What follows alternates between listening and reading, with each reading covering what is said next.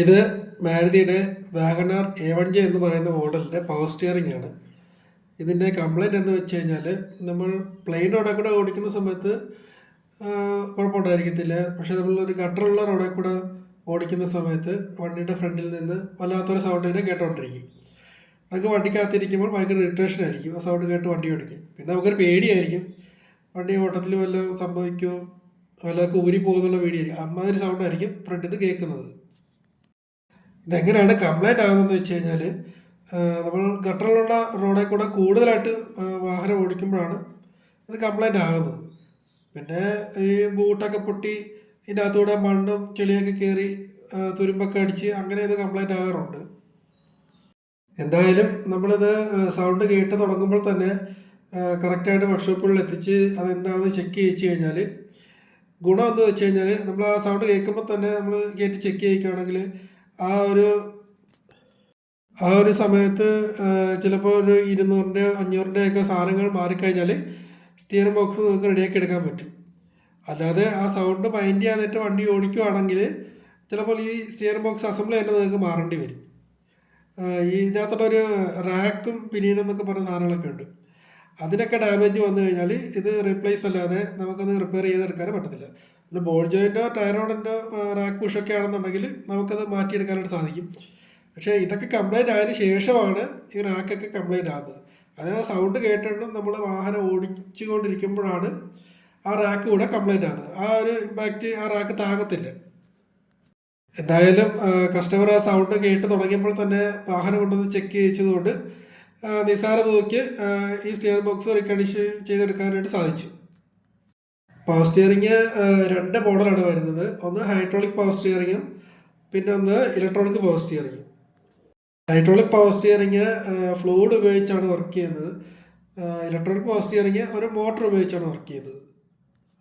രണ്ടും ഡാമേജ് ആകുന്ന കാരണങ്ങൾ സെയിം തന്നെയാണ്. ഹൈഡ്രോളിക് പവർ സ്റ്റിയറിംഗുകളിൽ ഇതുപോലെ തന്നെ സ്റ്റിയറിംഗ് എൻഡും ബോൾ ജോയിൻറ്റും ഒക്കെ കംപ്ലൈൻ്റ് ആയതിനു ശേഷമാണ് റാക്ക് കംപ്ലൈൻ്റ് ആകുന്നത്. റാക്കുകൾക്ക് തേയ്മാനം സംഭവിച്ചു കഴിയുമ്പോൾ അതിനകത്ത് സീലുകൾ ഡാമേജ് ആവുകയും അതിൻ്റെ അകത്തൂടെ ഫ്ലൂയിഡുകൾ പോയി പിന്നീട് അത് സൗണ്ട് കേൾക്കാൻ തുടങ്ങുകയും ചെയ്യും. ഫ്ലൂയിഡിൻ്റെ ലെവൽ തീർന്നു കഴിയുമ്പോൾ നമ്മൾ പിന്നെ ഒരുപാട് ബലം കൊടുത്ത് വേണം സ്റ്റിയറിംഗ് അങ്ങോട്ടും ഇങ്ങോട്ടൊക്കെ തിരിക്കാൻ. അതുവഴി നമ്മുടെ എനർജി നഷ്ടമാകും. സ്റ്റിയറിംഗ് ബോക്സ് മാത്രമല്ല, സസ്പെൻഷൻ ഐറ്റമായിട്ട് ലോറാം, ഷോക്ക് ഇവയൊക്കെ ഉണ്ട്. ഇതും വാഹനങ്ങളുടെ ഫ്രണ്ടിൽ സൗണ്ട് ഉണ്ടാക്കുന്ന പാർട്സുകളാണ്. എല്ലാ കസ്റ്റമേഴ്സ് വന്നിട്ട് പറയും ഇതൊരു അഡ്ജസ്റ്റ്മെൻറ്റ് റെഡിയാക്കി തന്നാൽ മതി എന്ന് പറയും. അങ്ങനെ ഇത് അഡ്ജസ്റ്റ്മെൻറ്റ് പണിയും പണിത് കസ്റ്റമർ വണ്ടി കൊണ്ട് പോകും. എന്നിട്ട് ഒരാഴ്ച കഴിഞ്ഞിട്ട് പിന്നെയും തിരിച്ചു വരും, വണ്ടിക്ക് പിന്നെയും സൗണ്ട് ഉണ്ടായെന്നും പറഞ്ഞ്. അങ്ങനെ പിന്നെയും കയറ്റി ഇതേപോലെ ചെറിയ എന്തെങ്കിലും കിടതാപ്പ് പണി ചെയ്തിട്ട് പിന്നെയും വണ്ടി കൊണ്ടുപോകും. അങ്ങനെ പിന്നെയും ഒരാഴ്ച കഴിഞ്ഞ് പിന്നെയും സൗണ്ട് എന്ന് പറഞ്ഞ് പിന്നെ കസ്റ്റമർ വരും.